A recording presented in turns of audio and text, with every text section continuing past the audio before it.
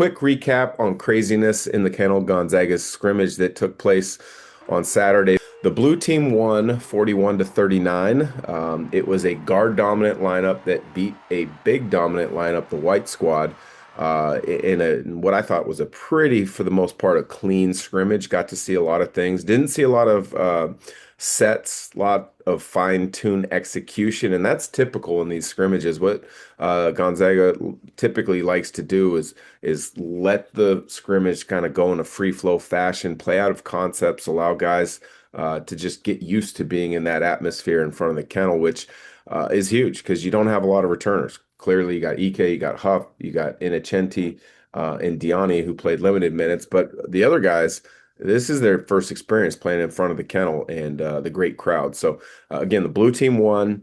One quick thing about the end of that game, the white team, it was a great sign for Steele Venters, the confidence the coaching staff has in him. They ran a play for him to try to get a game-winning three as time wound down. Both guys rushed deep. Both two defenders rushed to him. He made the correct read, the correct play, and got it to Graham Ike, who wasn't able to convert at the buzzer to either force overtime or win the game. But I thought that was a tremendous sign for Steele Venters. We'll kind of touch on a few things, but Steele first looked great to me. Three-point shootout, he clearly ran away with it. But then in the scrimmage, he looked like he looked great movement-wise. He showed the ability to shoot threes, knock down threes in a couple different ways. He had space threes, and then the big one is when he came off a double screen with pace, great balance, footwork, great elevation on the jump shot. That to me is going to be the key for him to get minutes. You look, I guess we'll look at the wing kind of group first. Emmanuel Innocenti's defense was phenomenal.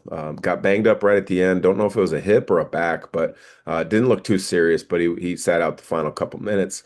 Adam Miller, transfer from Arizona State. He's another guy that's in that mix of being a starter at the two, maybe the three. I think eventually he'll get the nod at the two. I mean, he's started, I think, something like 120 out of 122 possible career games up to this point at high levels. So I would imagine he gets the nod, but he showed the ability to knock down threes, also straight line drive, get fouled. Jalen Warley, his numbers don't jump out at you, but he had a presence in the game, especially because he was with that blue group where he kind of played the small ball four. He able to pick and pop, get to floaters in space as the role guy. He showed a grittiness defensively. I thought he was a connector on offense, moving the ball, spacing the ball when need to be. So that's another guy you got to keep an eye out for clearly a rotational spot. Whether he starts, it's hard to say right now. Tyon Grant-Foster, again, Gonzaga just got his eligibility cleared to practice a couple days before. Talking to one of the coaches the day after the scrimmage, he only just got into town, because of NCAA rules guidelines. He wasn't even in Spokane, so he is learning at about as fast a pace as possible. So they're throwing a lot of things at him. They weren't expecting him to play, but word goes that in the locker room before the game, he saw his jersey in the locker, he put it on, and there was nothing anybody could say that wasn't going to want him or allow him to play in that scrimmage. So you love the determination, love the heart. Going to definitely have to get up to speed in regards to understanding of concepts and philosophies and things, but he's an experienced guy. He's played a number of years of college basketball. He'll pick it right up. And then the other thing that'll have to occur is get into physical shape. You see the athleticism. He tried to make a dunk on the baseline, but just a little bit out of shape right now. But he'll get that back quickly. You going through a regiment in practice, not only on the court stuff, but also with Travis Knight, the strength coach. And then you look at one of the other wings that has a lot of intrigue, and that's Davis Fogel, the freshman. I thought he played pretty well. He knocked down a three, which at this moment in time isn't necessarily his strong suit. He changes some of the mechanics in his shot, but I thought he looked good. He was aggressive. He didn't back down. You can see the size and length that he has at that wing position with a solid handle and a little bit of creativity to him. So he's got a bright future. You look at the big rotations.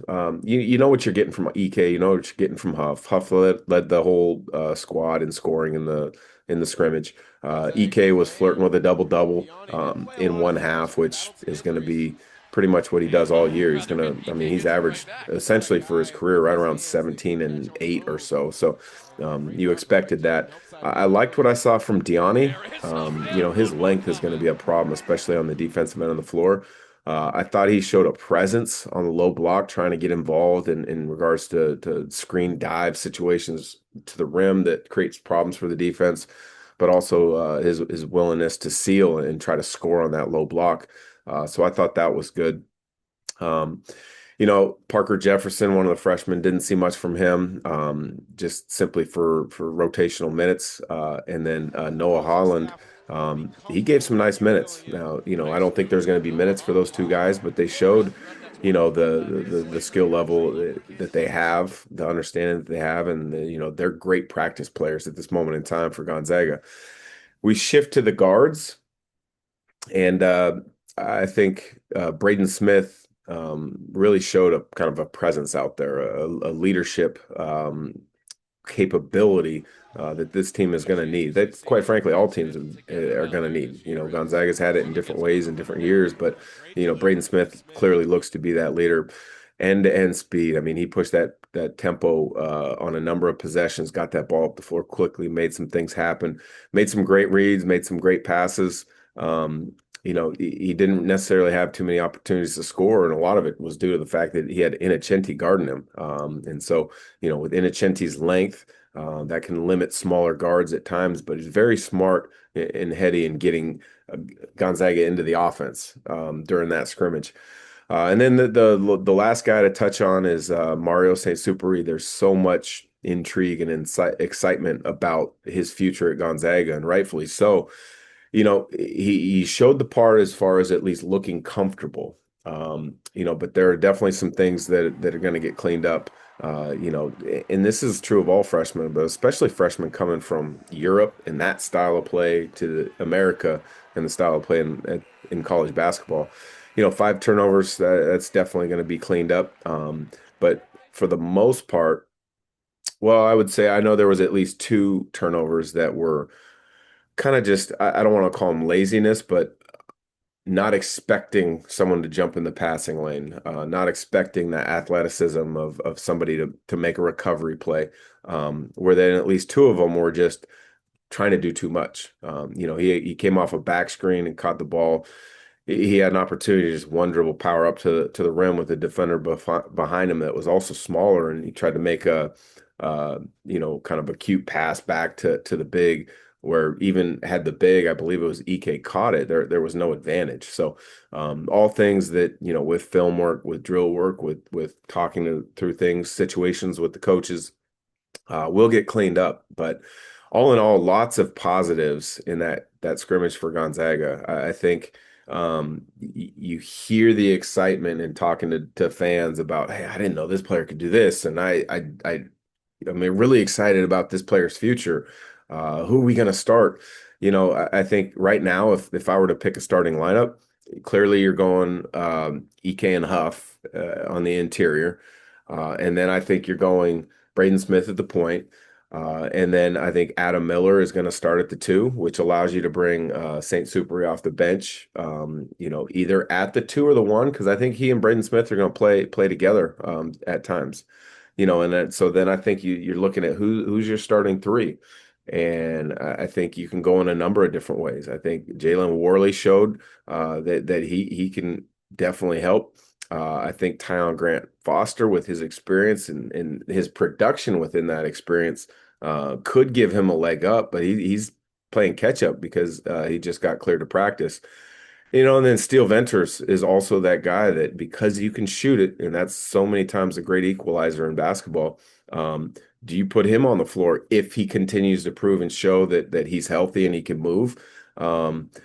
Because, if you can create space right off the bat for that interior group of EK and Huff, now all of a sudden, now you're bringing in slashers like a Grant-Foster and athletes like Grant-Foster, or versatility guys, like Warley, you're having lots of different options. Because I could even see Warley playing a little bit at the four. I think there's going to be times where Gonzaga goes small ball, in regards to the first four. And then always EK or Huff, I would imagine, are going to be one of those two are going to be in the game at all times, unless the game becomes a blowout. But one of those two scorers will always be in there on the interior. But, you know, leaving the arena on Saturday after calling the game on KHQ SWX, I think what I felt, and I think what a lot of fans felt, is this team is loaded. There's a lot of ways they can go with versatility. Now,